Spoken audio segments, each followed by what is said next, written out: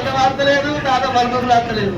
మరి నాకు శ్రీలంకే కావాలి మరి. కొనిస్తుంది బిడ్డ. ఇప్పుడు కావాలి. ఇప్పుడే కావన్నా? నువ్వు పోతున్నావా బడికి? బడికి పోతున్నావా? పోతున్నావా హై స్కూల్ కు? ఎన్నో క్లాసు? 3 4తా? అమ్మి ఏంది బిడ్డ? మమ్మీ స్కూల్ తీసుకుపోతా కానీ మరి ఈ స్కూల్ పోవాలంటే ఫస్ట్ నువ్వు ముందుగా అన్నం తినాలి.